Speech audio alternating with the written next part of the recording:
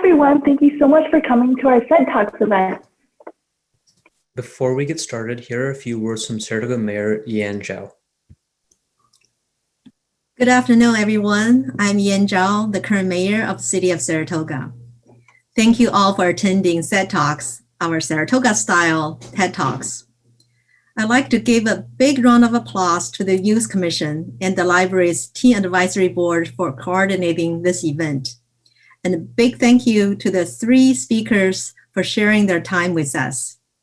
Encouraging youth entrepreneurship is so important because all of you and your ideas will shape the future for all of us.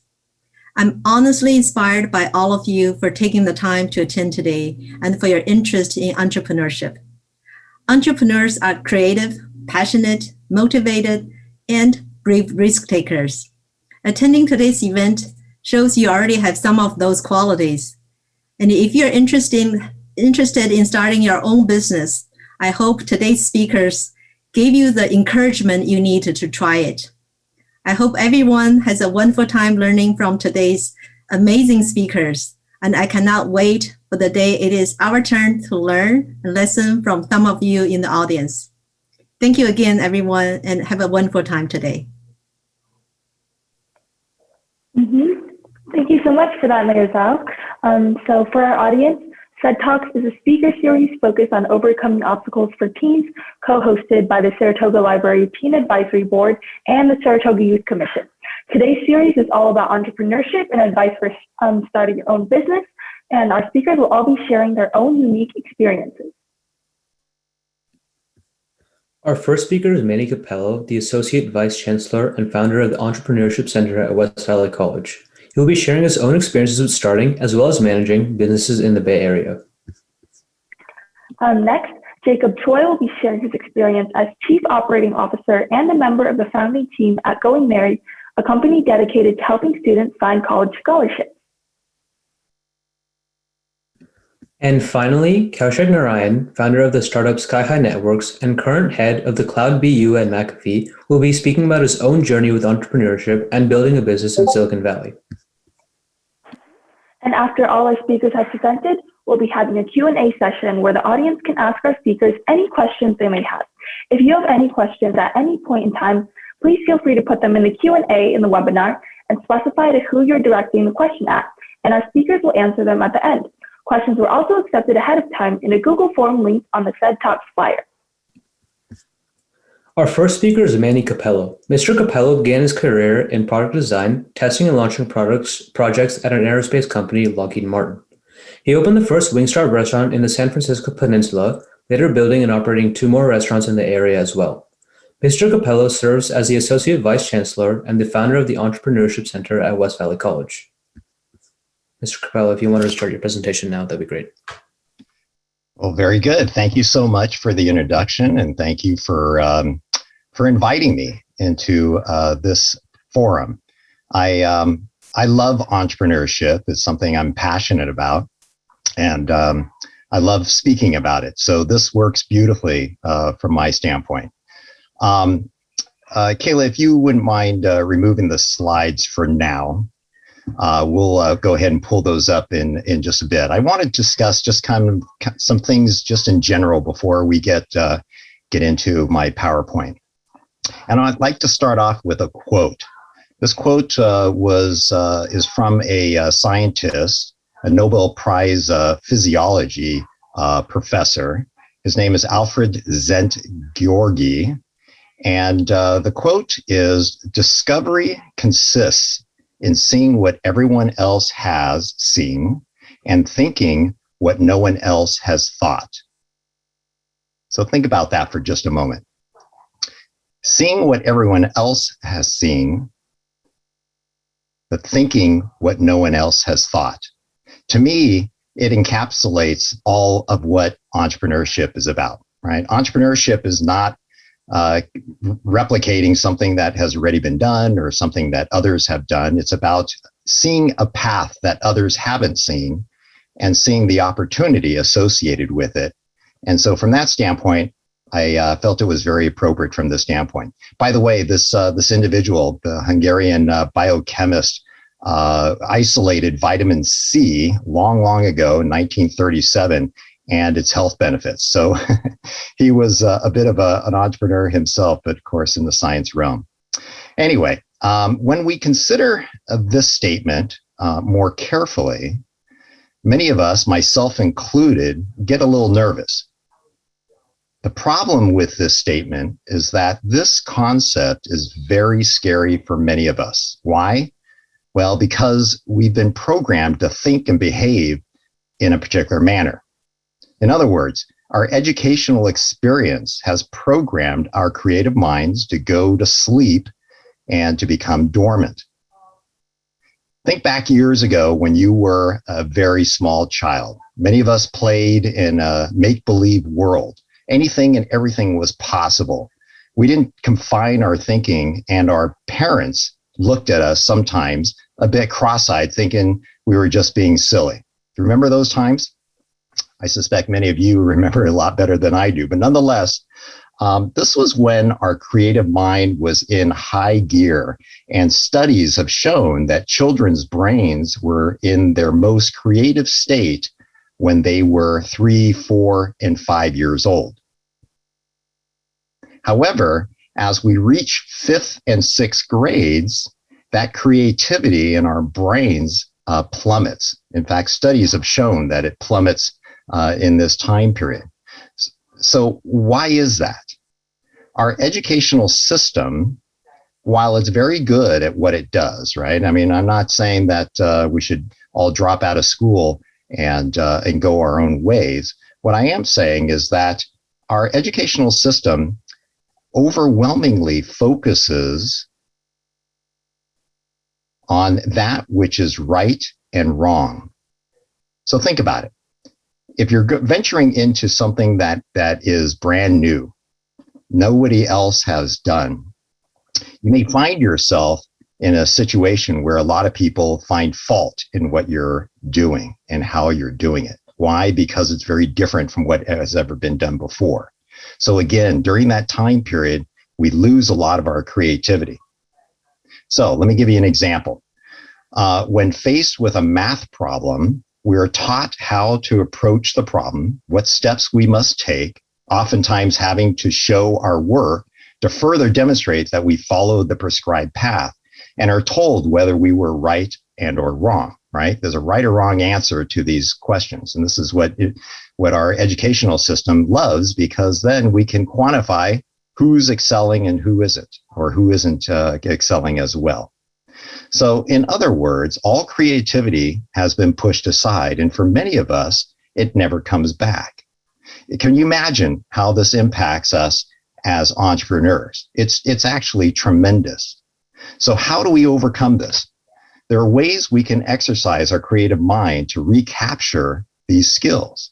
When the human mind is seeking new possibilities, premature evaluation and the application of judgment blocks imagination. As such, when people seek to generate new ideas, those who withhold judgment are found to produce nearly twice as many good solutions to a problem. Why does this happen?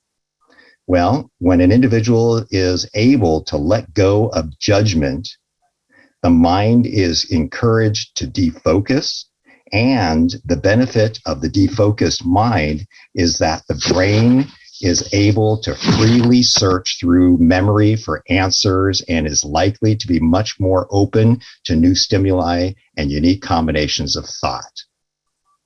And this is referred to as divergent thinking. I suspect many of you have heard this term before, maybe not necessarily in the context of entrepreneurship. Anyway, it takes practice for everyone in order for them to do this with and exercise these skills. Remember to let your mind go free, and when your mind tries to slip in some judgment or criticism, stop, rid your mind of the criticism, and continue. Now, let's look at some examples of divergent thinkers who have done some amazing things. And so, Kayla, if you could pull up the slide, I'd appreciate it at this time.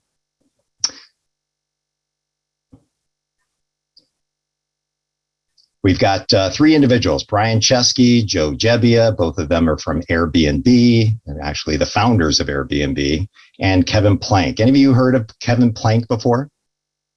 Nope. I didn't think so. Many of us don't necessarily get to too much exposure to these individuals that have done some remarkable things. But we're going to focus initially on Kevin Plank and what he did to persevere against all odds in the entrepreneurial space. So, Kayla, if you can go to the next slide. All right, Kevin Plank, founder of Under Armour, the athletic apparel, right? And to think that an individual like this could have the guts to start a company that goes against two of the most premier athletic wear companies in the world, right? What are they? Nike and Adidas. Can you imagine starting a business and saying, you know what, I'm going to compete against those two powerhouses in this space, and I'm going to succeed? Well, again, quite remarkable just in and of itself. But let's learn a little bit about Kevin Plank, right? He wasn't a very good student, and he got kicked out of prep school at a very young age. He went into the military academy because his parents forced him into it, and he didn't excel very well there either. But he was interested in sports, and he did play football, right? And despite that, when he got to the college level, he tried out for many of the football squads and so forth, only to find that not one of them wanted him, right? So he was a walk-on athlete at that time. What's a walk-on athlete? Well, this is one that doesn't get recruited out of high school. And what they do, a walk-on, basically they show up at practice for the first practice for the season, and they hope that they can compete well enough that the coaches would select them.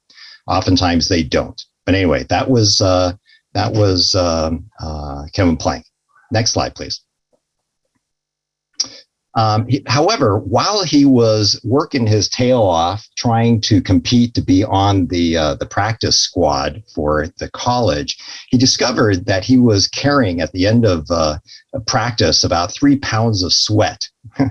It's kind of disgusting, I know, but if you could imagine, this 3 pounds of sweat he felt was slowing him down, and in a realm in which every second of speed makes a huge difference, he found that this was, a bit of a disadvantage for him. And if he could have some sort of a garment that was less absorbent and whisked more of that water away, then maybe he could have an edge that would give him a little bit of an advantage over the other players on the field. Next slide, please. So he didn't know anything about fabrics. He knew nothing about how to tailor shirts and so forth. He knew nothing about the industry, right? He learns a little bit about synthetic fabrics at a local fabric store, and he buys a bolt of fabric, finds a tailor, asks that tailor to make a t-shirt style garment with the material that he brought to them. And after 7 prototypes and about $450, he finally gets this shirt that is fitting the way that he wants it to. And he tries it out, and sure enough, instead of that couple of pounds of sweat, he actually, after a practice, ends up with a shirt that's now just 3 ounces, right? Or 3 ounces dry and 7 ounces wet. So again, a huge improvement from what he had before. And oh, by the way, this material that he was using, as a football player, is material that was pre-existing and utilized in women's lingerie, right? So it wasn't even something that he didn't even create the fabric itself. Next slide, please. Plank, after realizing that he's not going to become a star athlete, even with this lighter weight shirt, he felt, well, okay, maybe there's a business opportunity in giving this to other players and other teams in order for them to purchase these shirts. So after graduation, he starts working from his grandmother's basement. And he burns through about $17,000 of savings. and about $40,000 in credit card debt in order to start manufacturing these shirts. And he gets his first order from Georgia Tech University and North Carolina State. And soon thereafter, he's selling shirts to the Atlanta Falcons, the professional football team. And but of course, they asked him, "Could you, provide us these shirts in long sleeves?" And guess what he said? Absolutely, right? Because he was thirsty for every dollar that he could get. Today, Under Armour is a $9.1 billion global brand. It competes very effectively against Adidas and Nike, and he is what I refer to as a success story. Next slide, please. Again, just to encapsulate this thing, he didn't know anything about fabrics. He was not an expert in manufacturing. He knew nothing about how to sew garments. He's not a retail expert. He's not even a former NFL player or athlete that he could really claim to. And he didn't go to any Ivy League or, highfalutin school. He is what I refer to as a creator who has cracked the creator's code. Next slide, please. Let's go to Joe Gebbia and Brian Chesky. If you remember, these are the guys that came up with Airbnb. So again, here are two guys. They're not very wealthy. They don't know a whole lot of stuff relative to their environment. Their recent moves, transplants to San Francisco, and they're renting a place there while they're attending the Rhode Island School of Design and getting some skills in the design space. And they notice that all the hotels are sold out during this particular time period in which the Industrial Designers Society conference is taking place in San Francisco, and a light bulb went off for them. Next slide, please. They realized that they had space in their small apartment to put up a couple of people on airbeds, literally airbeds. And of course, Airbnb is named after airbed, bed and breakfast. Nonetheless, they started thinking about having these people sleep on these blow-up mattresses in their family room.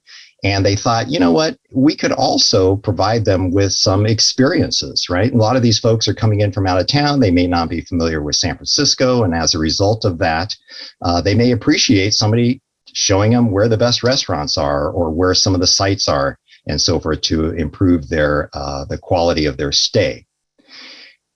They started to do that, made a little bit of money. Air Bed and Breakfast, as it was originally referred to, later became Airbnb, and that company is born. Airbnb reached what they referred to as Ramen Profitability in 2010. What is Ramen Profitability, you may ask? Well, Ramen Profitability was the point in which they covered all their expenses in running the business with enough profit that they could afford ramen noodles for dinner.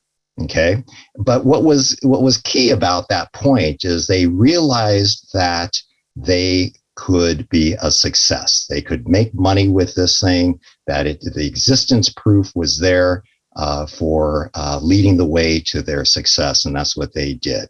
Again, today, Airbnb is worth $21.1 billion. Not only did they create a successful company, but they also spawned an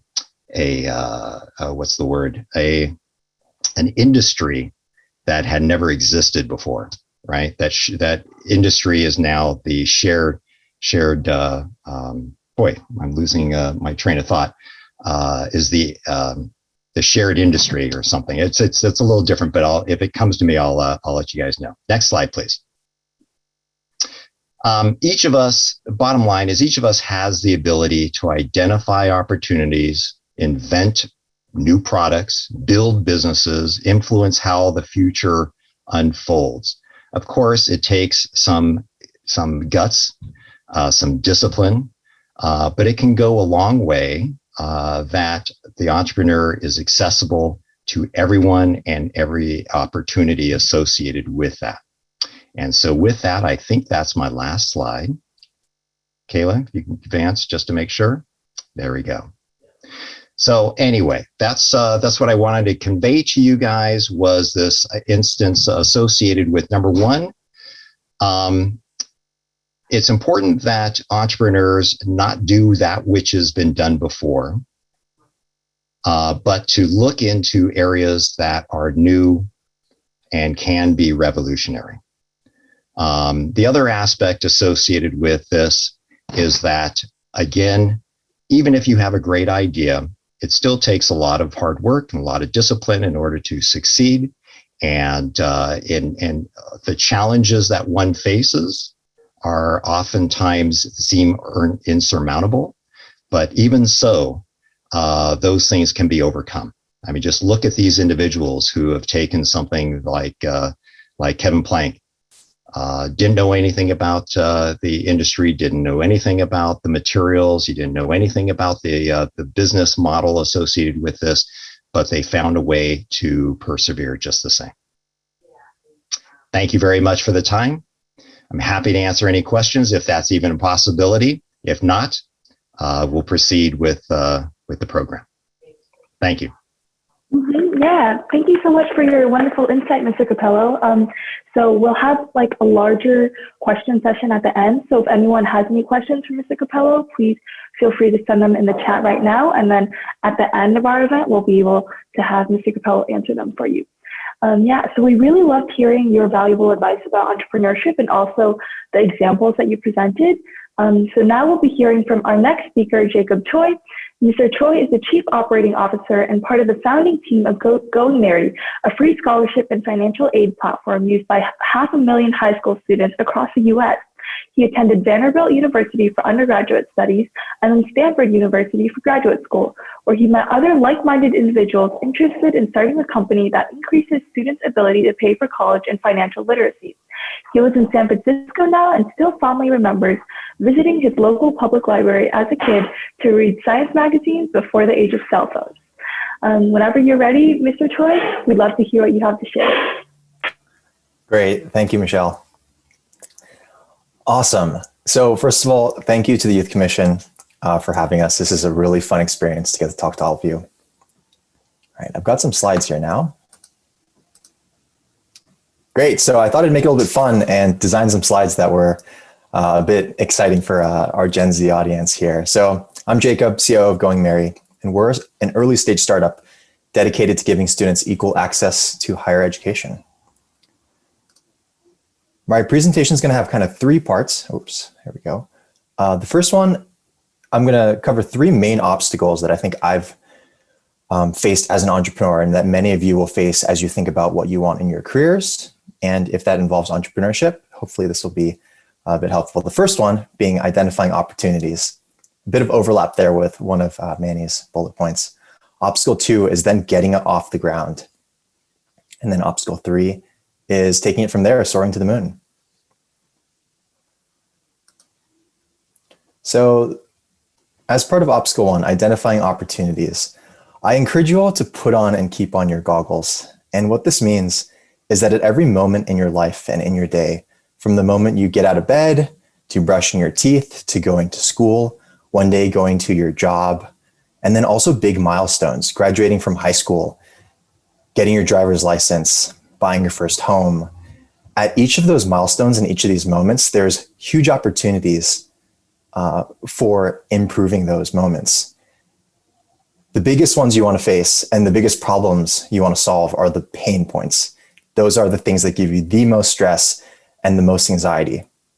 A couple of examples I've written down are like getting locked out of your house. So that's when smart locks came along, or catching a train on time, scheduling apps and mapping apps, walking your dog, like Wag is a company that sends people to walk your dog for you, cooking a meal. There's now some pretty cool, both food delivery and grocery delivery companies like Blue Apron and DoorDash.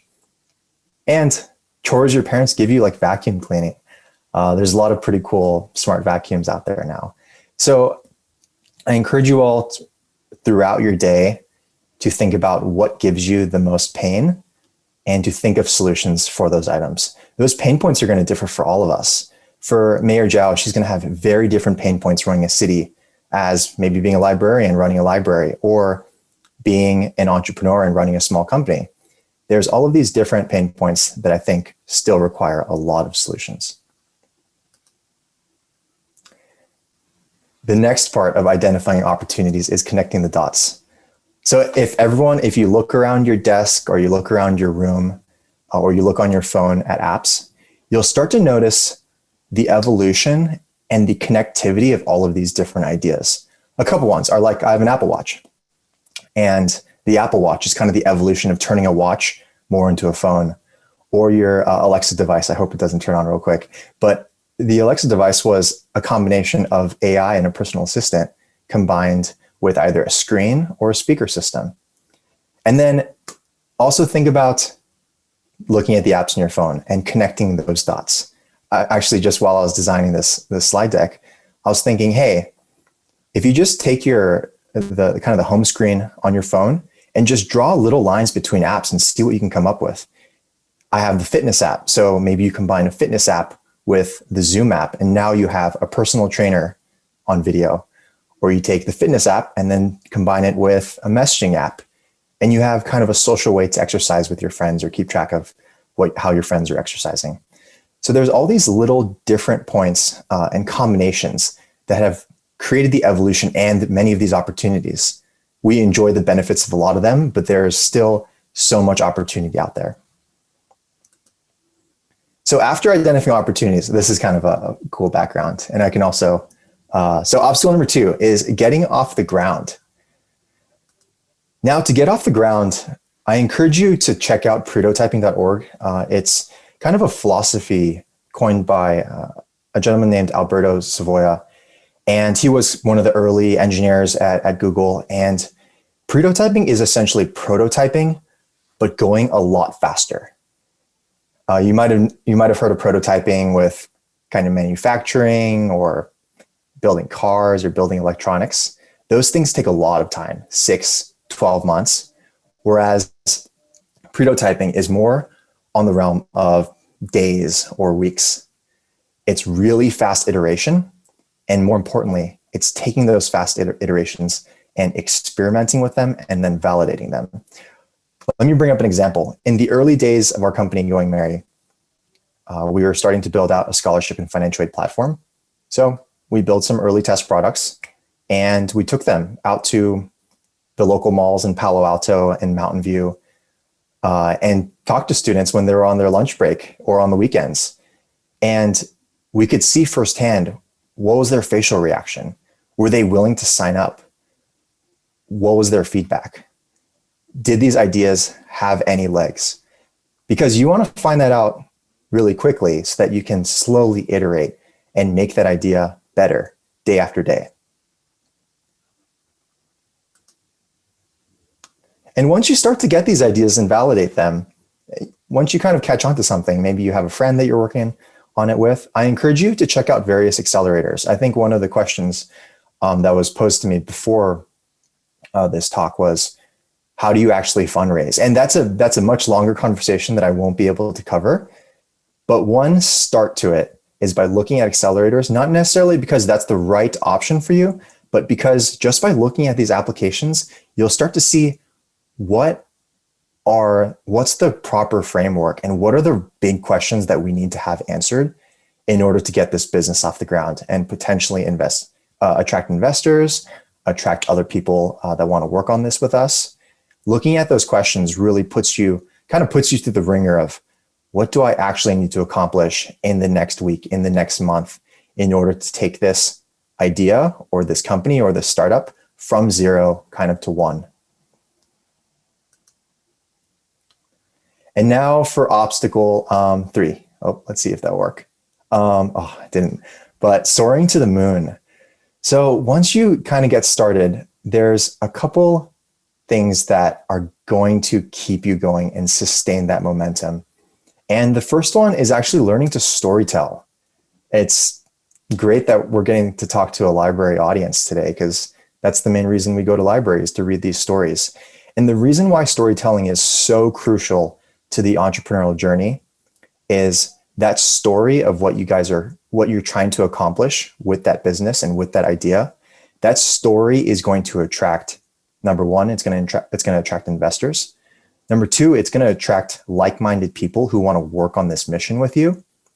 And number three, it's that story that's going to draw what that potential is from where you are right now with just maybe an idea in your room or in your garage to, as Manny was saying, kind of that empire or that marketplace, that large company of kind of the dream of making a real difference and a real impact on the world. Item number two on here is it's a marathon. It's not a sprint. I'm sure as you go through middle school and high school, everything always seems so stressful and so pressing. But all of these moments and this journey, I encourage you to just take it one day at a time, because great things take a very long time to build. And lastly, in terms of sustaining that momentum, is you have to fall in love with the process from the very beginning, going back to obstacle one that I was talking about on identifying opportunities. You have to fall in love with the process of ideating and coming up with those ideas, finding first users and talking to them, getting their feedback, getting their buy-in, validating that idea, and then building and executing. It's that slow journey that I think is actually, when you look back on it, really, really fun. So to conclude, going back to the beginning, I encourage you all to put on and keep on those goggles, no matter where you are in the world or where you are in schooling or in work. Connecting those dots. Continue to think about how everything in the world and how people and devices and technology have a lot of foresight and thinking about where those things are going to go. And I encourage you to take a look at your phone and just draw with your finger and try to connect these ideas. And learn to prototype. Check out prototyping.org and learn that process. Tons of free resources out there to figure out how can I actually take this little idea and figure out whether it's going to have any traction. And check out those Accelerator applications, because those will ask the really tough questions that I think are going to give you a bit more clarity in terms of whether your idea, once again, is going to have any legs. And lastly, kind of the funny one is to follow your heart, because if you aren't in love with that process and in love with your idea, it's going to be really hard to continue to motivate yourself. And it's going to be really hard to tell that story to all of the people involved, whether it's investors, whether it's employees, candidates you're trying to hire, or even your parents. Because as someone who takes larger risks, for myself, like coming out of grad school and starting an early stage startup, there was a lot of risk. I mean, the easy way to go, especially in Silicon Valley, is go work for a big tech company, have that comfortable job with the great salary. But if you really follow your heart, I think you'll be able to convince your parents that maybe it's okay, convince your friends, hey, this is worth the journey, and find a lot of people that are going to be willing to fight with you to accomplish that mission. Great. Thank you, Mr. Choi. That was really interesting. Now we'll be hearing from our final speaker, Kaushik Narayan. Mr. Narayan is responsible for the cloud business unit at McAfee's technology, vision, and strategy. And he is also the former co-founder and CTO at Skyhigh Networks, which was acquired by McAfee in January 2018. And he brings over 26 years of experience building large-scale enterprise-class networks in cybersecurity and networking. As a technologist, Mr. Narayan has several patents and also worked with various standards organizations to author internet standards. So, Mr. Narayan, if you want to start now, that'd be great. Yep, thanks, Aditya. I probably don't have cool stories like Manny to tell or pretty slides like what Jacob had. So I'm going to talk a little bit about my journey as an entrepreneur. And probably what you take out of that is entrepreneurs come in all different forms. I didn't drop out of college, so I was not like Zuckerberg. In fact, I was an engineer, worked as an engineer for almost 15 years of my life. And my journey around entrepreneurship was really around sort of what I learned through that process, and hopefully some of that would help you as you think about what to do next. So Skyhigh Networks was a company two of my co-founders, myself, founded in 2012, about 10 years back.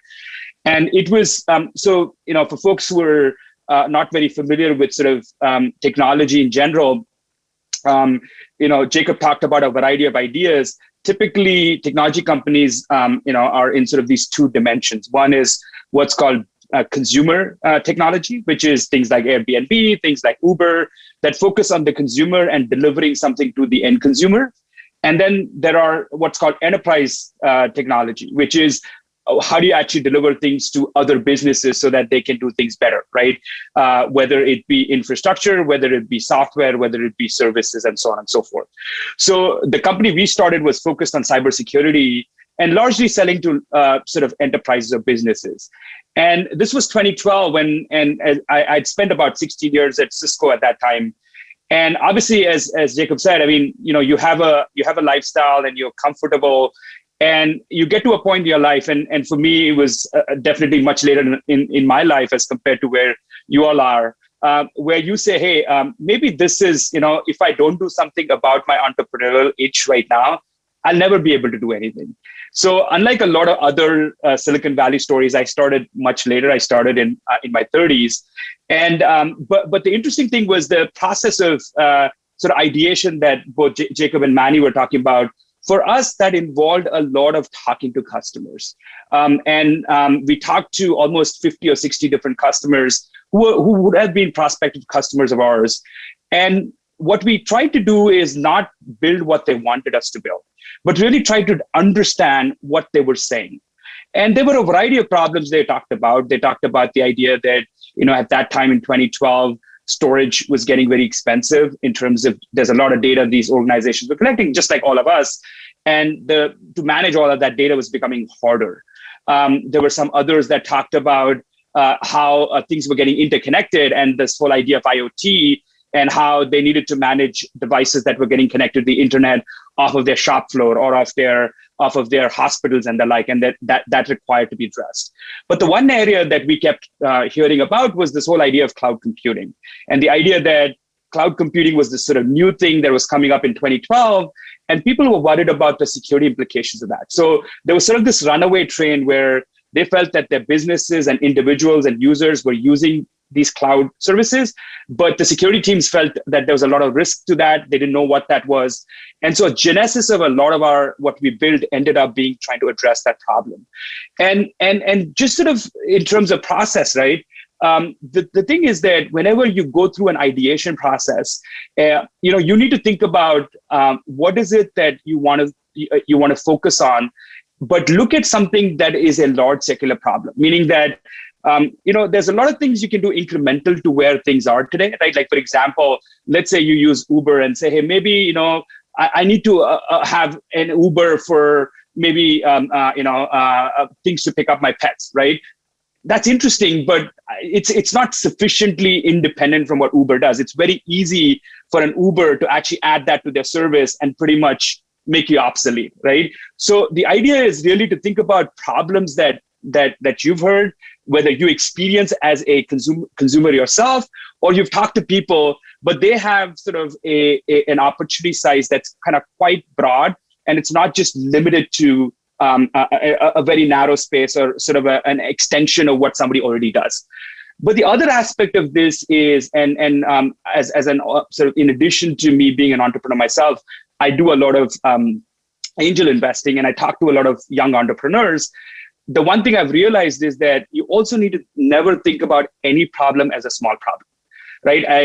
I was looking at this company. I know all of you have heard of this company called Honey, which was this sort of coupon app, right? That you install on your browser, and anywhere you go, it actually tells you, is there a cheaper or a coupon available, or is a cheaper price somewhere, right?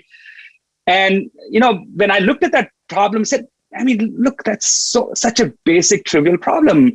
But the thing is that they got so popular that, PayPal ended up paying like $5 to $6 billion to buy that company, right? So no idea is small, right? Meaning, but think of ideas not as an extension of something that somebody's doing. Think of them as independent to what you want to pursue. And that's sort of from the ideation perspective. And as I said, there is a broad swath of ideas. In fact, 90% of the as I've looked at sort of the technology landscape that I work on over the last year, as we've all gone through sort of COVID-19 and shelter in place, there are a lot of new ideas that have sort of, gained a lot of prevalence, right? In terms of how do you do remote education? Like, all of you have been attending school from home for a better part of a year. And obviously a lot of it was kind of learning on the fly.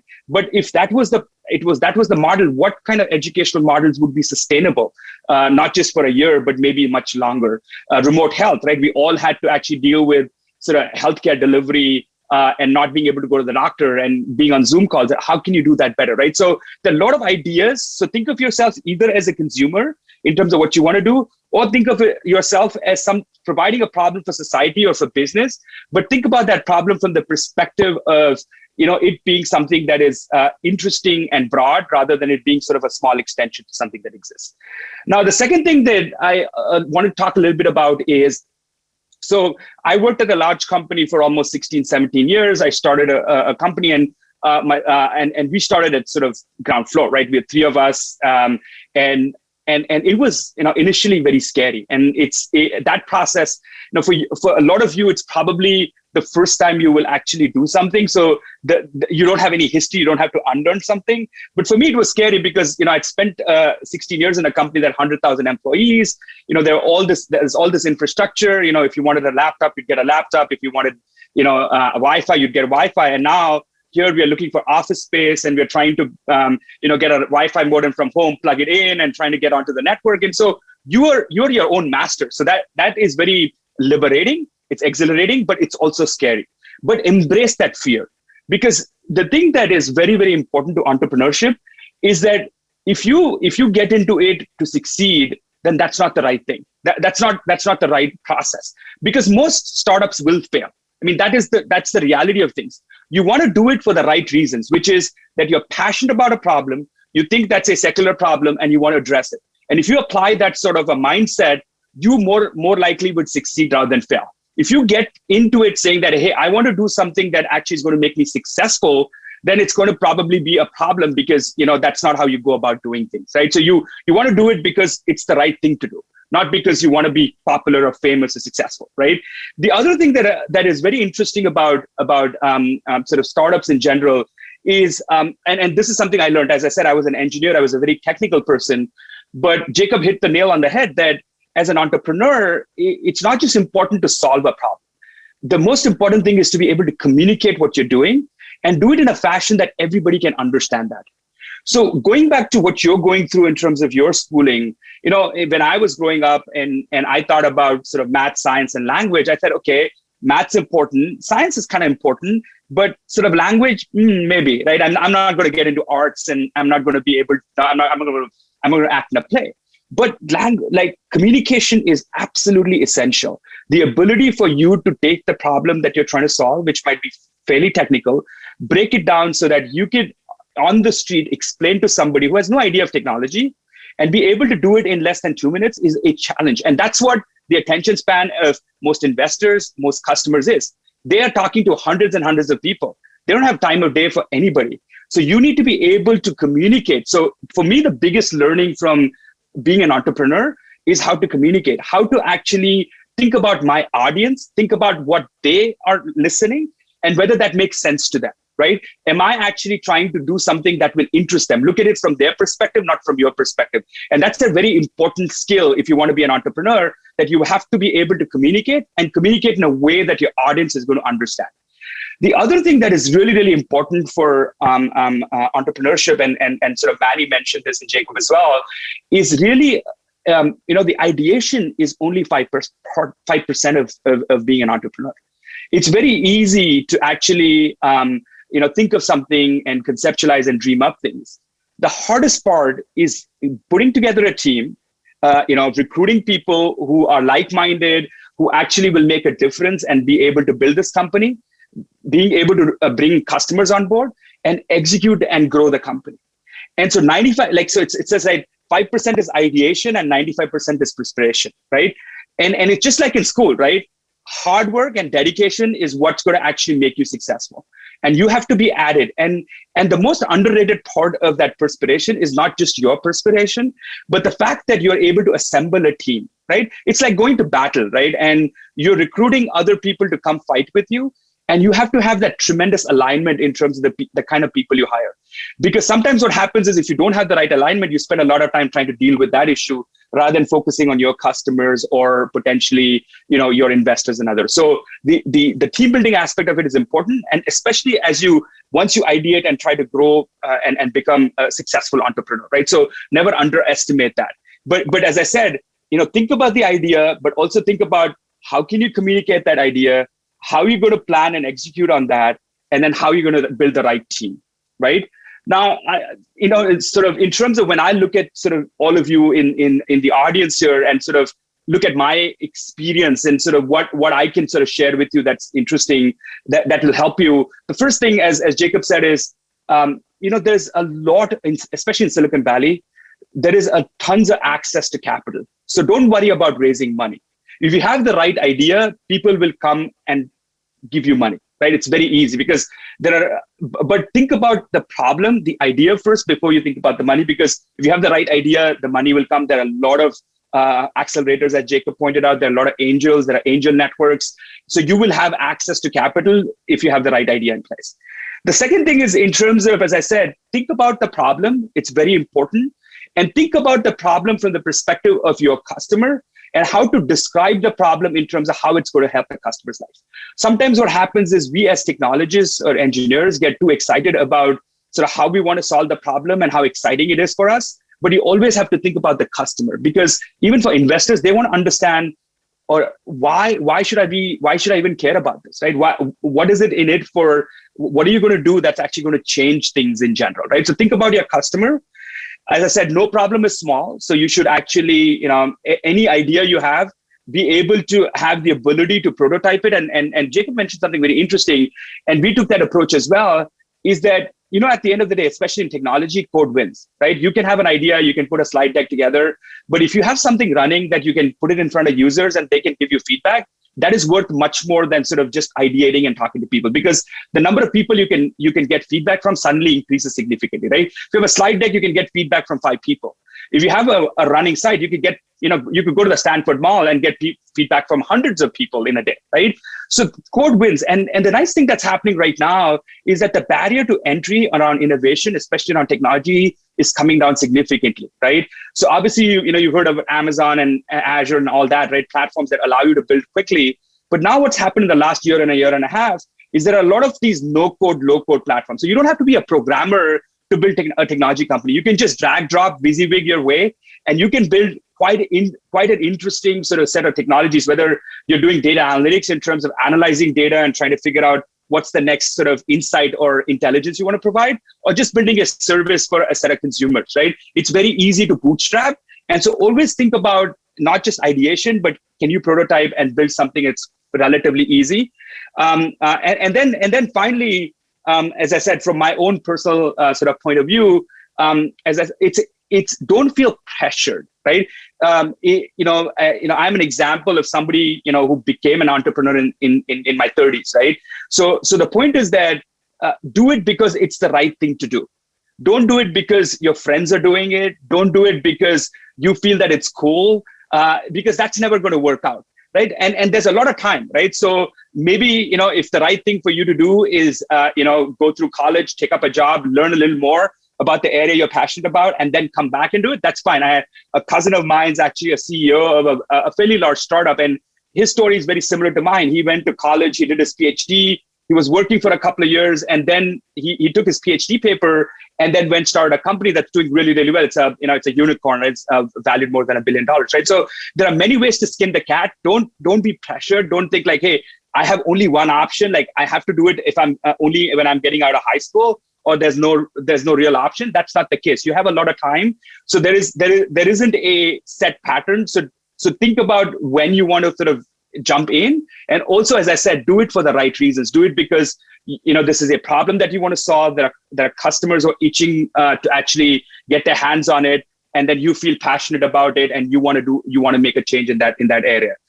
So that's all I had, and I'm hoping that as I said, my journey is, is very unique. Each one of our journeys is unique, but hopefully what I said, makes sense to you and helps you on your way on your entrepreneurial journey. But after having done it, I would say that everybody should try it, because it gives you a sense of, what is your sort of, when you sort of, take your wings and fly, how far can you go? And it's something that we all as individuals would love to. So if you get an opportunity, definitely do it. But thank you, and back to you. Thank you.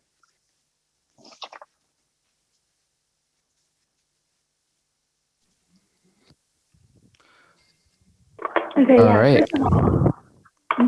Thank you so much, Mr. Narayan. Yeah, thank you for that wonderful presentation, Mr. Narayan. And thank you to Mr. Choi and Mr. Cappello as well. Now we'll be moving into the Q&A panel. If you guys have any questions for the speakers, just make sure to write it in the Q&A box and specify which speaker it is directed to. The first question from our audience is directed towards Kaushik. What are the top 3 things you wish you had known that could have really skyrocketed the development of your first business? That's an interesting question. Actually, that's so the first thing is around people. As I said, hiring the right people, especially early on, the right employees, is really, really important. And for us, we had a great team, but we had a couple of cases where we had very, very talented individuals who are not very good cultural fits, right? And when you have a small team, everybody has to be rowing in the same direction. You don't have time to actually deal with people who think they're more important than team. It's a very much like a cliched sports metaphor, but there's no I in team, right? Everybody has to be, going in the same direction. So the most important thing is you might not, it's not important that you get the most talented people, but you need to get the people that believe and they actually want to work with you and they believe that they can work as a team with you. So that was the first thing. The second thing is that and entrepreneurship is like, it's probably you guys haven't lived through it, but like I think of it as having a kid, right? Which is that, and the thing with having children is that you think that, hey, you've delivered a child and your responsibility is over. It's never over, right? Every time, the first 3 months, there are one set of responsibilities. The next 6 months, there is a different set of responsibilities. So the point is that a company is like that, meaning that just because you've gotten to somewhere doesn't mean that you've arrived. Your first year, you have a set of challenges in terms of building a product and getting product market fit. The second year, your challenges is recruiting a set of customers. The third year, the challenge is to grow your revenue. The fourth year is to retain your customers because they're saying, hey, what additional things? So always plan for that. Don't ever assume that, it's going to be, and I think Jacob mentioned this, be prepared for the grind. It's not like you hear a lot about like, hey, WhatsApp, got to, 1 billion subscribers in a year and a half, and they sold to Facebook for $17 billion, right? That is an anomaly. That does not happen, right? So be prepared to invest time and energy into it. But as I said, that's where the passion comes in. And the third thing is really around, I didn't realize this, but being an entrepreneur is not just a discovery of what your mission and what you're passionate about. It's a discovery of yourself. You learn a lot about yourself. What are your strengths? What are your weaknesses? Can you actually talk, like, as Jacob said, right? When you're going to somebody and you're trying to recruit them as the 4th or 5th employee, and they're leaving a cushy job, they need to trust that, you know what you're talking about, and that they can actually bet their next couple of years on you, right? So it takes a lot of skill. It takes a lot of communication, and it teaches a lot about you as to whether you have that in you or not, or whether those are skills you need to build. So it's a learning process for yourself as an individual and a growth opportunity, not just in terms of your company. So those are the 3 things that I like, definitely with people and with sort of the rigor is things that I learned that I didn't go in like assuming that those were things that would necessarily be something that I'd have to anticipate. All right, thank you. Yeah, that was a great answer. I think everyone should know that entrepreneurship is not an easy journey, and it takes a lot of hard work and dedication. So next question here is just a general question for any of you guys. So at what revenue point should I shift from doing my own bookkeeping to hiring professionals to review my contracts and finances, especially as a minor, like from the perspective of like a 16 to 17-year-old? 17-year-old? I can take that. I don't know if Jacob, Manny, if you want to, and either of you want to sort of jump in, I'm happy to take that. I think you might be better geared to answer that one, so I'll let you.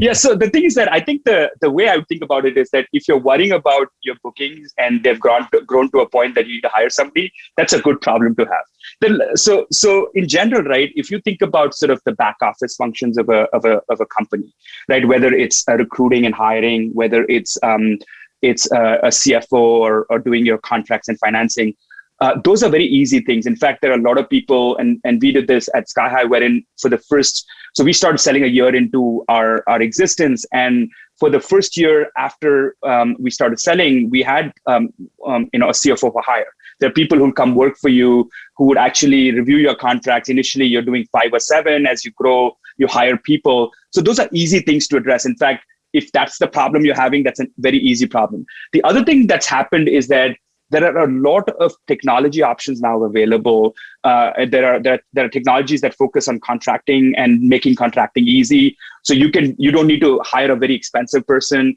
Even managing your finances are fairly easy. So my point is that focus on the product, focus on what you're trying to deliver, focus on your customers. These are easy things. And if you need any help, just reach out to me offline. I can certainly put in touch with people who can help you. But think about as an entrepreneur, your primary thing is I always talk to entrepreneurs about this. There are only 2 things that you do as a startup. You build product and you sell product. Everything else is easy. Those 2 things are the hardest thing to do. Focus on that, and then other things will just fall in place. And then I can certainly help you with some options there for sure. Mm-hmm. If I could add to that, Kaushik, you did a great job in describing it. I could only add a small thing, and that is, for me, when I had my restaurants, it was I will do it myself until it's too costly for me to do so. In other words, there's a cost associated with my time that I have to take into account. And when my time is so valuable that it supersedes me doing that function, it's much better to have it be outsourced by somebody else. Yep, absolutely. Yep. Okay. If we're kind of in that realm of talking about your costs and stuff, how to allocate time without spending too much unnecessary money and stuff. Just to think about when making decisions about hiring help on my payroll. I can chip in here a bit on how technology has changed a lot in the last few years. And Kaushik already mentioned this a bit, but in the last couple of years, certain tools, APIs, and software out there have made it very easy to build incredible products. Let me throw out a couple examples. When you look at your phone and you get text messages from companies, there's a big public company out there called Twilio. Almost every single automated text message you get when you verify your identity, when you get a shipping update, those are all sent by this company named Twilio, which I'm sure many of you have never heard of before. Facebook spends $100 million a year on just verifying people's phone numbers. Could they have built it themselves? Absolutely. Kaushik also mentioned all of these low code or no code options. Bubble, I encourage many of you to check out Bubble. It's a really easy way to build a quick app. So before you start thinking about who can I hire and allocating money, a lot of times the faster way to build and the cheaper way to build is going to be, once again, connecting the dots and kind of mishmashing all of these different tools, because that's going to help you get from 0 to 1. Once you're a huge company, hiring is not going to be a problem. You're going to have a lot of capital. It's going to be really easy to hire. But in the beginning, think about kind of being really lean, being really scrappy. Yeah, and as I said, I think the couple of things, and thanks, Jacob, that's right on, right? And I think the thing is that, as I said, initially establish the why. Why do people need to care about what you're doing? As an entrepreneur, that's the most important thing in the formative years. And the why comes from first comes from you being able to define that. And the second is being able to prototype that so that you can say, hey, it's not just an idea bubble, it's actually something real. And here's some feedback. And if in the first few days of few months of your entrepreneurial journey, if that's not what you're doing and you're worrying about, focus on that, because once you do that and once you have got that right, it's very easy to do the other things. You can and obviously try to be lean, try to be, especially if you're bootstrapping yourself, you don't want to be too aggressive. But in general, right, always think about the customer, the product, and how you're going to actually drive that. And everything else, anything else you need help from, you could look at a lot of hourly, services and things of that sort that can help you. So always think about sort of what's your mission and what is it that's going to make you successful with that mission. Yeah, I think you guys have really spread the message that you need to allocate a lot of time to skyrocket your businesses. And I think it makes sense that you need to be flexible at the start because you don't have that much leverage in capital. So it looks like, that being said, one of these questions came in from the chat. What does a typical day or week look like for you guys? Like say 7 a.m. to 9 p.m. How do you guys make sure you don't burn out? Because we all know that it's a lot of work.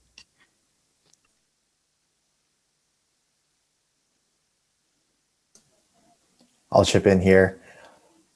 During the early days of a company, there's actually a lot of similarities between a school project and the company. And what I mean by that is you're going to be working on it throughout the day, kind of on the weekends, late at night. And so to answer, what does your typical day look like? It's not about set hours. It's really about what you're trying to accomplish. And to answer the part about burnout is a very real part about being an entrepreneur. And I think, frankly, any sort of job, or maybe even being a parent. I'm not a parent, but if you told every parent knows that they're going to get no sleep, but I think many people still want to go through that journey. The thing I'll add on the burnout part, which is I think quite relevant to the SED Talk series, because I think the last one was actually on mental health, was that it's really important to, I think, keep an eye on how you are doing mentally, how your team is doing mentally, because as I had said, it's really a marathon, not a sprint.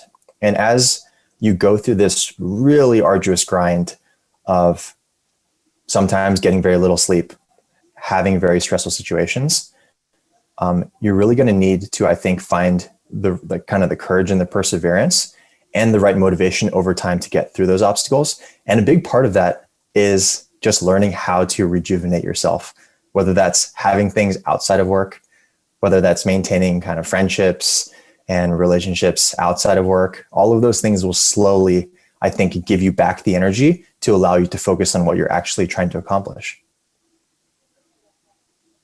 Absolutely. And the thing that's important to think about is that, and a lot of you guys are very young, so you don't have to worry about kids and family, but the balance is really, really important, right? And Jacob, you talked about a marathon, right?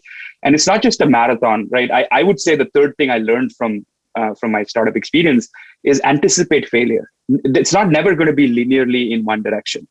And because there are going to be bumps in the road. And that's true of life. I mean, if you do something for 4, 5, 6, 7 years, it's not all going to be peaches and cream. I mean, there are going to be things, you're going to lose people, you're going to lose customers, your competitors are going to come after you. And those are very natural things. So just plan for that. But the important thing is, and this is where I think, Jacob, you talked about the idea of passion, right? Is that if you believe in something truly, right? And you can work through that and you can pace yourself. But if you're doing this for the wrong reasons, then it's very hard, right? Because then you have time boxed yourself and say, hey, why is it taking longer than what I'd anticipated, right? But I think that in terms of, if you look at days, don't think that you can get by like 3 years doing 7 days a week, 70-hour, 60-hour weeks. I mean, you're going to burn out, right? So, plan to take breaks. And the other interesting thing is this is where the team comes in, right? If you have the right team in place, you can hand things off and they can take things on when you want to take a break, and you do the same thing with them. It doesn't matter if there's 50 people or 5 people, right? That's where the team really helps, because they become your extended family in some way in this journey in general. But I say that I would say that you need to take a break at least once a quarter, right? A couple days, maybe 3 days, that you shut off from what you're doing so that you are fresh. Otherwise, you get saturated and you're not doing your best, right? So it's important that you kind of give yourself, you take time off of what you're thinking about, and then engage again, and then do that, frequently.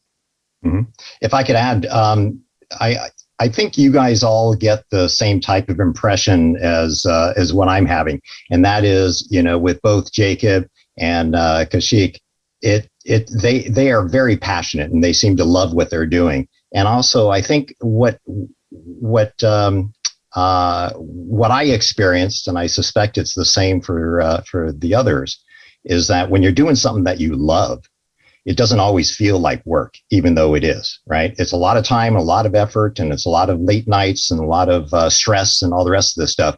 But if you truly love what you're doing, it's all just part of the game, right? It's like playing a sport and getting hit. It hurts, but you're anxious to get back up and to try again.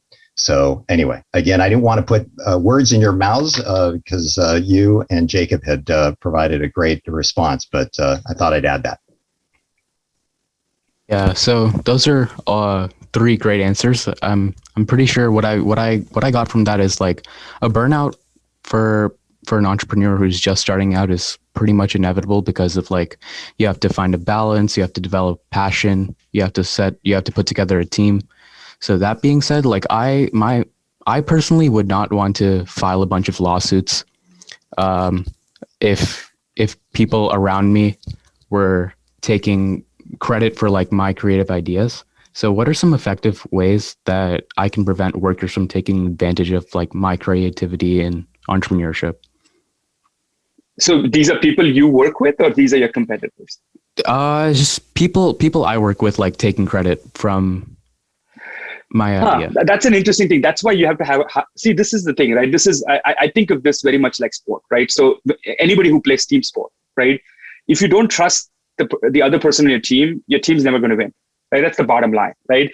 Because in many cases, you risk injury, you risk a lot of things, assuming that the other person is going to do exactly what you expect them to do. And if they're not doing that, then they can, you can cause a lot of bodily harm from a sports analogy perspective. Similarly, when you build a team, that's the most important thing around alignment, right? That you want to build a team of people you can trust, and then never have to second guess that, right? Because if you're worried about, hey, is somebody else going to take credit for my idea? Then I don't think that's the way to think about it, right? Because when you work as a team, the idea is owned by everybody. There's no notion of credit. Credit comes naturally, right? I mean, and I think that's the part. Like when you think about companies as they grow, that's one of the problems they have, because once you get to 1,000 people, 5,000, 10,000 people, then you have a lot of people, and then everybody's trying to jostle, right? But when you're small and when you're a startup, people are not worried about that. People are, your every day is, you're lucky to be, getting to the next day, right? So you're focused on making sure you can get to the next day. So I would say don't worry about that. If that is something you worry about, then you don't have the right people around you. I mean, you need to have a team that's aligned, basically. Yeah, and the other aspect I'd like to bring up relative to that is when I was working with students at the college and working with them on their entrepreneurial endeavors. A lot of times students were coming to me saying, I've got this prototype. Look, I've got tape and staples and is holding it together and so forth to the point, but I'm worried that somebody's going to steal my idea and therefore I'm going to go patent it. And I was shaking my head thinking, well, number one, getting a patent is very expensive, right? It was obvious that these students didn't have the money to cover those costs. The other thing is that your design is still in the state of evolution, and to take a snapshot in time that is very early and seek out the intellectual property protections associated with it is kind of, throwing money, down the toilet, from the standpoint that once you iterate and it changes through its evolutionary process, that patent may not be very valuable to you anyway. And so I was discouraging students to even consider intellectual property and patents early on in this stage for those very reasons. That's an interesting point, Manny. In fact, one of the things that's very interesting is if you think about, and you talked about Airbnb and other ideas, right? If you think about what's happened to the world in terms of like 20 years back, 30 years back, companies were built around hardware, right? And chipsets. And there was specialized technology that was patented, so you couldn't copy it. Pharmaceuticals did that in terms of pharmaceutical design. But today, a lot of companies, you really can't patent. Like, what does Google patent? Search? I mean, there are 60 search companies, right? So what's happened is that sort of the onus of what is important to a company, what is its intellectual property, has shifted. It's no longer the sort of the idea you have. It's what's called the network effect, right? Nobody can build a competitor to Airbnb, because to bootstrap yourself and get to a billion people who are looking for hotels, right? It's a two-sided marketplace. Get a billion sort of properties listed and a billion hotels. You're never going to get to that scale. So the idea becomes less about the core idea, but how do you scale that idea to get your platform to a level where the network effects start to actually become so significant that no competitor is going to ever be able to come in, right? So don't think about the purity of idea. This is not like a Coca-Cola and you have a formula locked up in some locker, right? This is going to be more in terms of things that you have an idea around, you build around, and then you scale it so that you protect against others coming in. But today, the other reality of it is that if you do anything half successful, expect competition, right? It's very easy to do, right? Because then, so that's why the execution and both Manny and Jacob talked about it. That's why you can never say, hey, I've arrived, right? Because there's always going to be people who are going to chasing your taillights, right? So be prepared for that. I would encourage everyone, if you don't know about network effects, to look it up. Another example is a product you guys probably use every single day is TikTok. Yep. What differentiates it from Snapchat or from Instagram? And a lot of it has to do with how the videos are shared, a lot of the challenges that are on it, a lot of the music integrations. And that's the main reason why I'm sure all of you guys flip through random TikToks before you go to sleep every night. Yeah, I mean, the other example of that is more recent, right, with Clubhouse, right? I mean, what's so unique about Clubhouse? And, it's actually taking us back a little bit in terms of pure audio conferencing, right? But it's interesting that the thing about Clubhouse is not the core idea. The fact that they're able to bootstrap and get a base of consumers on their platform at a scale that then the next one cannot, and the knockoff cannot really replicate that scale at that point in time. Yeah. All right. Thank you. Thank you guys for answering those. Yeah, I guess it really makes sense to patent something only after you've kind of established yourself and you've figured out an idea. But I kind of want to go back to something Mr. Narayan said a while back about trust. I know that mentorship is very important in entrepreneurship because finding a mentor is probably the right thing to do in terms of receiving guidance. So do you guys have any anecdotes to connect with influential people in a business area you're entering as a young entrepreneur? As I said, I mean, there are a lot of, and Jacob, you mentioned this, there are a lot of both accelerators and angels that work. And most angels, it's not just an investing relationship, right? It's mostly a relationship to mentor and grow in terms of these companies. The thing, as I said, the most important thing to all of that, even to get a mentor, is to be able to communicate, right? Even these mentors are going to hear a lot of ideas every day. And which ones they pick and don't pick are going to be dependent on how unique your idea is, what kind of problem it's addressing, and they truly believe in that, and how you communicate that, right? So everything, right, from mentorship to angels to investors to everything that you have to go through that process. First, think about. But there's a lot of opportunities. I mean, if folks on the call want some sort of links to networks where you could get connected, happy to sort of make that available as well, for sure.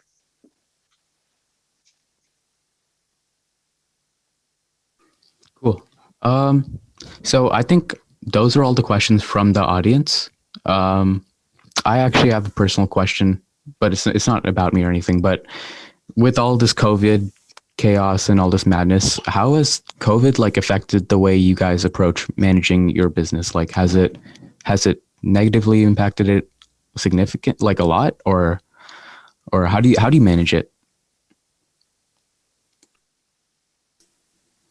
Sure, it's affected our business a lot. We had to change our business model pretty substantially, and I think a kind of great part was because our company is relatively lean, we didn't have to lay anyone off or take pay cuts. The one thing I'll add, though, on kind of some of the transitions and the pivots we made after going fully remote is, once again, as a business, you have an idea of what the business actually does for its users. But even internally, you have the ability to be extremely creative in how you do very simple things, creative in the way that you communicate. Moving to remote work, we had to pick up a whole bunch of new tools in order to accomplish designing things, to accomplish sharing files and video conferencing. And so you have to take that creative mindset on what your product is like and actually apply it to yourselves. And as with one of my mentors told me, never let a good crisis go to waste. There is so much opportunity coming out of this global pandemic in how society has changed. And there's going to be a lot of really cool, I think, companies that pop out of this, and a lot of lifestyle changes, a lot of work changes, a lot of educational changes, as I'm sure Manny can speak to. And I'm kind of excited to, get a vaccine soon and kind of start living my life again. With me, when I had the Wingstop restaurants, if I still had them today, I'd be bankrupt, obviously. There are certain industries that obviously weathered better than others with this pandemic. And so, I just dumb luck that I wasn't faced with a business that, would have had me pouring money into it for as long as I possibly could until I'd have to just shutter the doors. Being in the educational space now, though, again, COVID had impacted the community college district that I am responsible for or with. And as such, it changed everything from what we've done. And yeah, I'm sure you guys can certainly appreciate it. You living through your own experience with the high school changes that took place and its impact on you as students is very much the same type of thing that we're experiencing at the community college level. With one caveat, again, community colleges oftentimes attract students that are financially disadvantaged, find themselves in a situation where this was their only option associated with higher education. And so as such, those students are struggling the most from, as you can imagine. And so as a result of that, we've had to open up additional food pantries, right? Because a lot of our students were just starving, right? Not able to provide themselves with that. Housing has been a big problem for many of our students. Many of them are sleeping in their cars and such. And we worked with a ministerial group here in Saratoga, in which clergy from each of the religious institutions came together and came up with a car park solution where these individuals, not just students, but community members at large, who were homeless, they could park their car. We had a sheriff's office deputy that made sure that everyone was safe and everything was being okay. And again, these are challenges that I never thought I'd have to face. As far as the accommodations for students. But boy, I tell you, bless their heart, despite these challenges that they're facing, they're still showing up on their online, Canvas coursework, and they're doing the best they can in order to be able to succeed with their educational goals. So anyway. Yeah, I think the thing is that we are sort of very fortunate, right? Whether we are student, you all as students, we as working in technology, because what we've gone through is sort of a blip on the radar kind of thing, right? We not driving into work, we're not meeting our colleagues, but we can by and large get through, right? we can have Zoom meetings, we could probably be 90% productive, in some cases more productive. But as Jacob said, I think if you're starting your entrepreneurial journey right now, think about two things, right? One is how society has changed in the last year. And some of those changes are going to be not just, not going to just reverse, right? So you need to, there are a lot of opportunities, whether it's in education, whether it's in healthcare, everything that's going remote, and how can you actually make a difference? It's a inflection point potentially, right? The other thing I would also encourage, and as I've met a lot of entrepreneurs, I get really excited by social entrepreneurship, right? And I think COVID is Manny, you were talking about it. There are a lot of people who've been significantly impacted, right? Whether it be, people who work in hospitality, people who do hourly jobs in retail, and think about how technology or what you're doing, your idea can potentially help them, right? Because a lot of times we think about ideas that we as consumers want to use, but there's a significant set of entrepreneurs that are thinking about how can we actually impact society, right? And all of you in the audience are relatively young. You have stars in your eyes. You don't have a lot of cynicism in you, in general. So it's a good opportunity when you look at the spectrum of ideas. Think about what can you do to actually, and especially given what people have gone through the last year. What are things you can do to kind of make a change to their lives, right? And there are tons of opportunities as well. And you can create very, very successful businesses as social entrepreneurs. But you know what you'll get at the end of it? It's not just that you'll feel you've done a great job, but there are a lot of people whose life would be impacted by that. Just think about that. If there's one thought I'd leave you with, as you think, as entrepreneurs think about it, think also about sort of the societal benefit of what you can do, and that can create an impact at the end of the day. Yep. Yeah, thank you. I think with COVID making our lives significantly harder, I think a bunch of people may have been introduced to new opportunities with regards to entrepreneurship and stuff. So, COVID must have made businesses like financially much more harder, but and like that, it would be the same for colleges and stuff like that too, like Mr. Cappello was saying. So kind of moving from like the broader question area to like a specific question. Are there any industry specific challenges that you guys needed to overcome when you first started your business? Or any like financial difficulties that you guys faced?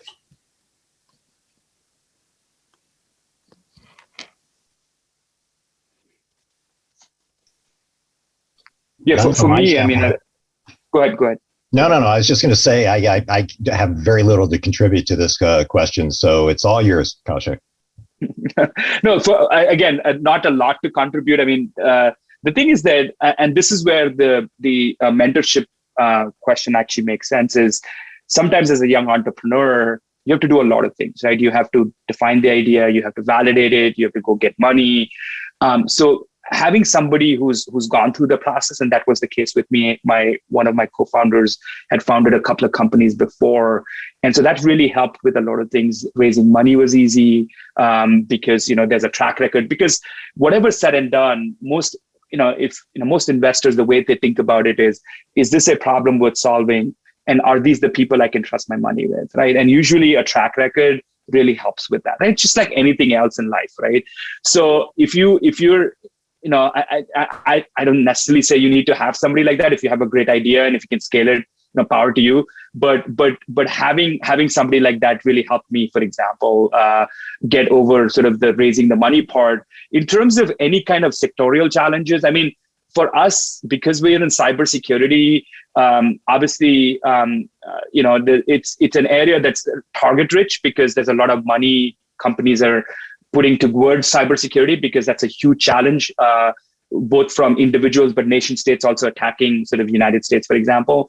So it was a target-rich environment. So the only challenge we had was when we had to start to go sell. So for example, the US government, there were a lot of things that we needed to do to make sure that we were able to do that. So if you're doing things that are more targeted towards that, there were some challenges in getting into like financial services and healthcare customers, because they're very regulated, and working with a small company like ours, they're a little risk averse. So they had to do a lot more reviews. And but outside of that, there was nothing, right? I mean, that's the one nice thing about especially starting a technology company, is that your barriers to entry are very, very minimal, right? I mean, you can bootstrap and go, and you don't have to worry about a lot of these things that will impact you, right? It's not like you're building a chip and you need a fab and you need to spend like 3 years getting there. When you're first getting your company off the ground, one of the first things you're going to want to spend money on is acquiring users. So your first 10 customers are probably going to be your friends and family who are kind of beta testing whatever you've built so far. Between 10 to 100, it's probably going to be your local community. It's people you can actually reach maybe in person.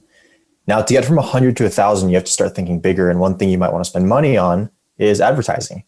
As you go across Instagram or on Facebook or on Google or on TV, you're faced with advertising day in and day out. And those are really expensive to run. So later on, I'm sure in a business class, you'll start to learn about customer acquisition cost. But that is a very difficult battle to fight with bigger companies because they have a lot of money for advertising. You can't buy a Super Bowl ad when you're an early stage startup. So I would encourage you guys to Google growth hacking. It's really innovative, cool strategies that a lot of companies have tried early on to get their first 10,000, 100,000 customers. To kind of add on to the Airbnb example, in the early days of Airbnb, they did a lot of free advertising on Craigslist, cross-listing their houses. That's a completely free way that they were able to acquire a lot more customers. Yeah. All right. Thank you. Thank you, Mr. Narayan, Mr. Cappello, and Mr. Choi. You guys gave phenomenal answers. Your insights were quite phenomenal. I'm just going to hand it over to the MCs now because that was my last question. Yeah, once again, thanks for answering all the questions really insightfully.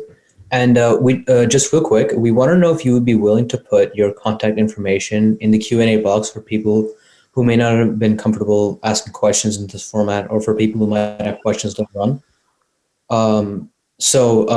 What we've done is one of the attendees has asked the question for contact info. And if you could just answer that question with your specific contact info. Sure, happy to. Yeah, absolutely. I'll list my LinkedIn as well. I encourage you guys, if you don't have a LinkedIn, go ahead and create it. It's probably the start of a very long and successful career. So it'll serve to be useful. All right. Yep. Thank you so much. Same here. Happy to do it. Great. Thank you guys so much. And we also wanted to say a special thank you to not only all of our speakers, but all of our attendees for coming today. And we really hope that you guys enjoyed today's TED Talks. We'd also really appreciate it if you could fill out a very quick feedback form. I can share my screen right now with the link for the feedback form. And it's very easy to type out. So it'll take like around 1 minute to fill out. And filling out this feedback form would really help us because we want to make sure that we make these events as tailored to what you guys want as possible. And to make things even more fun, everyone who fills out the feedback form by the end of today will be able to enter into a random drawing to win a $25 Amazon gift card. So hopefully that'll give you guys a little bit of incentive to fill it out. And we're really looking forward to what you guys have to say. Once again, thank you to all of our wonderful speakers for presenting and to all of our attendees for coming. Be sure to check out the City of Saratoga's website or the Saratoga Library website for future events. And as the speakers mentioned before, please feel free to reach out if you have any additional questions. So I think that is the end of our event today. Thank you guys so much for coming, and we hope you have a wonderful rest of your day, and bye-bye.